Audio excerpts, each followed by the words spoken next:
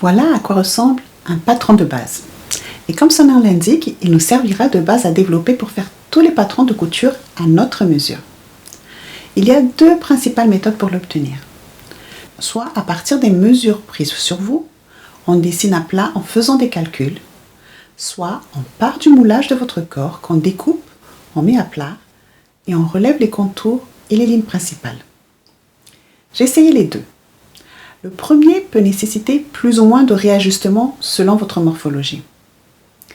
Et le moulage n'est pas précis si le vêtement en dessous ne s'y prête pas. J'ai donc testé une méthode hybride et il s'avère qu'il m'a permis d'aller plus vite et avec moins d'ajustements après essayage. Et je vous montre comment faire juste après le générique.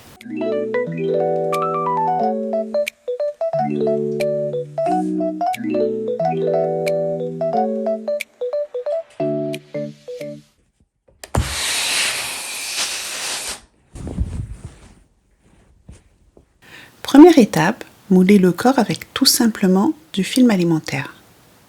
Il faut le poser ni trop lâche, ni trop serré. Si vous serrez trop, le film se rétractera une fois coupé pour la mise à plat. A l'inverse, si ce n'est pas assez serré, le relevé sera moins précis. Je reconnais que ce n'est pas évident, mais il vaut mieux un peu trop serré que pas assez. De toute façon, vous pouvez faire des corrections plus tard. Veillez à bien descendre sous la partie la plus large des hanches et à superposer plusieurs couches partout. Ça limite la rétractation du film. J'ai ensuite placé de l'adhésif de masquage, que vous trouverez en rayon bricolage, autour des ouvertures. Voilà, la première étape est déjà finie.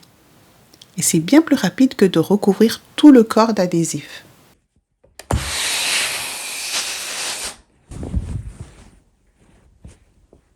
Passons maintenant au marquage. Commencez par les lignes horizontales. Au niveau de la hanche la plus protubérante, à la taille, là où elle est la plus fine, et autour de la poitrine, à la hauteur des tétons. Pour les lignes verticales, marquez le milieu dos et le milieu devant. J'ai pu utiliser la couture du short pour me repérer. Un autre avantage du film. N'oubliez pas de tracer les côtés. Marquez ensuite les ouvertures, le col à la base du cou, les emmanchures et la ligne d'épaule qui part du milieu du cou jusqu'au milieu de l'épaule. Notez également l'emplacement de la pointe du sein et dans le dos, l'endroit où l'omoplate est la plus saillante. Il reste à noter les mesures de contrôle en vert sur l'illustration. Si tout s'est bien passé, les mesures du côté gauche sont égales aux mesures du côté droit, au devant comme au dos. Ces mesures nous seront indispensables pour vérifier si le film s'est rétracté. Sur le moment, je n'y ai pas pensé, mais il serait également judicieux de tracer la ligne qui va du milieu de l'épaule à la ligne de la hanche à ce stade. Les mesures de contrôle et plus tard, l'ajustement serait encore plus précis. Enfin, retirez le moulage en coupant le long du milieu devant, du milieu dos et des épaules.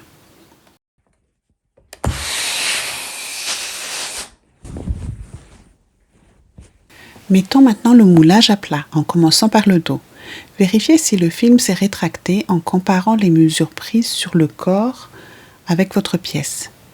Qu'il y ait eu rétractation ou pas, la procédure reste la même.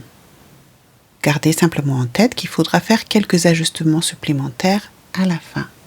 La pièce condole par endroits et se soulève au niveau de l'épaule. C'est normal puisqu'elle suivait les courbes du corps. Pour l'aplatir, trouvez le milieu de l'épaule et tracez une ligne droite jusqu'au point où elle touche la table. Vous venez de définir la profondeur de votre pince d'épaule. Dessinez ensuite une ligne passant par le haut de l'omoplate, descendant vers la taille jusqu'à la hanche. Voyez-vous, une fois les lignes ouvertes, notre patron ressemble enfin à une base exploitable. Il ne reste qu'à marquer les bords et les lignes de construction. Pour la petite histoire, j'ai appris à coudre avec la méthode japonaise, qui repose sur un patron de base. Je n'ai jamais vraiment réussi à apprécier les patrons du commerce. Je trouvais trop compliqué de devoir les adapter sans cesse à ma morphologie. Et c'est encore plus vrai aujourd'hui avec les petits changements de silhouette de la cinquantaine. Sur cette chaîne, nous allons créer des vêtements en partant directement de cette base. L'avantage, c'est qu'il y aura beaucoup moins, pas du tout de toile à réaliser. Une fois que vous aurez compris le processus, vous serez parfaitement autonome pour confectionner des modèles sortis tout droit de votre imagination. Pour le côté, évitez une courbe trop marquée. Reliez les dessous de l'aisselle à la hanche par une ligne droite et répartissez la différence avec la pince. Ici, j'ai fait une rentrée de 1 cm à la taille. Pour le devant, le principe est le même, mais nous allons obtenir les lignes horizontales par extension de celles du dos. J'ai oublié de tracer la ligne au niveau de la poitrine, mais vous faites-le de votre côté. La pince ici est celle de la poitrine. Ouvrez le film de l'emmanchure jusqu'à la pointe du sein, ou 1 cm avant, jusqu'à ce que la pièce soit parfaitement à plat. Comme il nous faut une base avec une pince à l'épaule, nous allons la déplacer en ouvrant du milieu de l'épaule vers la pointe du sein. Ensuite, comme pour le dos, tracez les contours et la pince de la taille.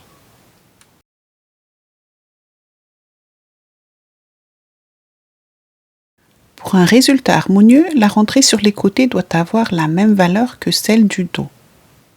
Règle d'or en patronage, gardez des angles droits sur au moins 1 cm pour toutes les lignes destinées à être cousues avec une autre pièce.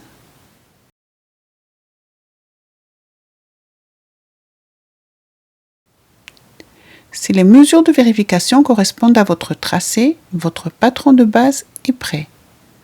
Je vous conseille de le décalquer plutôt que de couper ce premier jet. En le reportant sur un autre support, vous pourrez ajouter directement des marges de couture de 1,5 cm partout. C'est un minimum. Cela vous donne une sécurité pour agrandir le vêtement si l'essayage est trop serré. Si votre film s'est rétracté, c'est aussi le moment de compenser en ajoutant la différence constatée avec les mesures de contrôle, comme ici. Et cela pour chaque pièce. Je conçois que créer et ajuster son patron de base soit un long processus, mais vous ne le faites qu'une fois, ou seulement si vous changez de taille. Les avantages sont nombreux, c'est plus économique, il y a moins d'ajustements à faire par la suite, surtout, cela vous offre une grande liberté de création.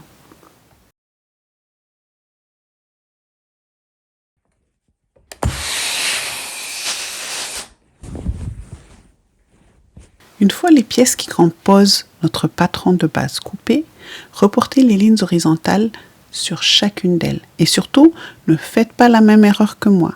N'utilisez pas de stylo effaçable. Nous avons besoin que ces repères restent bien visibles malgré les coups de fer à repasser. Vient ensuite le moment de l'assemblage. Utilisez un point de couture espacé. Ici pour moi, 6. Ainsi, découdre sera plus facile.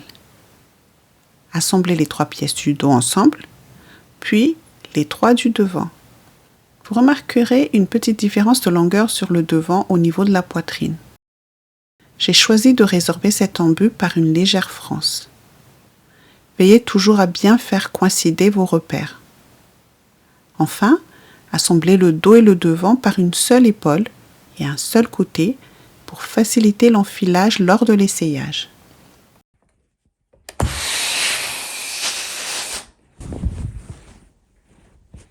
Voici notre premier essayage. L'objectif est d'obtenir une base qui épouse parfaitement le corps, donc avec zéro aisance et sans aucun pli. L'aisance, elle, sera ajoutée plus tard, selon le modèle choisi. Si jamais votre résultat n'épousait pas correctement le corps, tout le processus consiste à pincer les plis disgracieux pour les déplacer là où ils pourront être coupés, ou à rajouter de la matière là où c'est nécessaire. Si vous avez un doute, je vous invite à consulter Pinterest pour trouver les différents ajustements possibles selon votre problématique spécifique.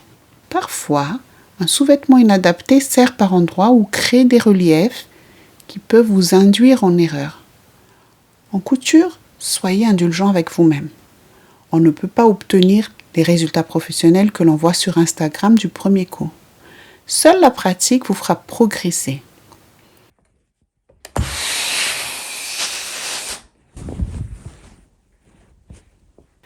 Ultime étape, reportez les ajustements effectués lors de l'essayage sur vos patrons en papier ou en plastique. Et votre base est terminée, prête à être développée selon votre modèle.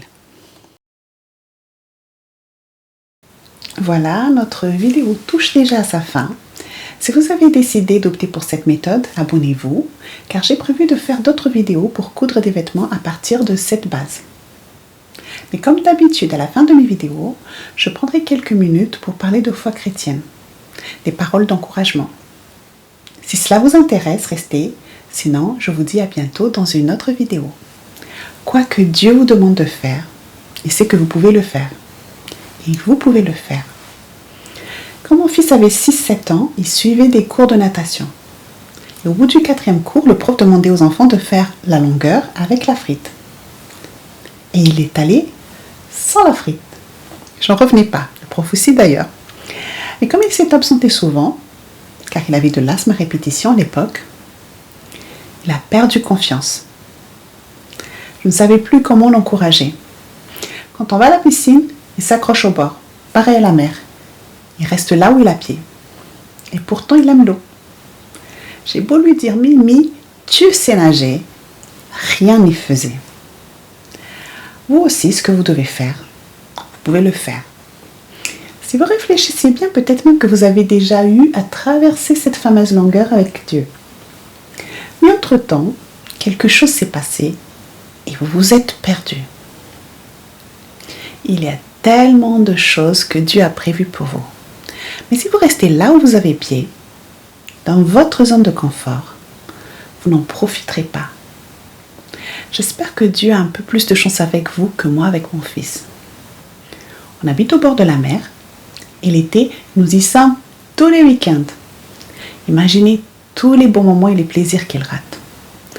Ne restez pas là où vous avez pied, là où est votre zone de confort. Plus vite vous obtempérez et plus vite vous profiterez de la vie qu'il a en réserve pour vous. Dieu sait que vous avez tout le potentiel et le talent pour le faire. Alors faites-le.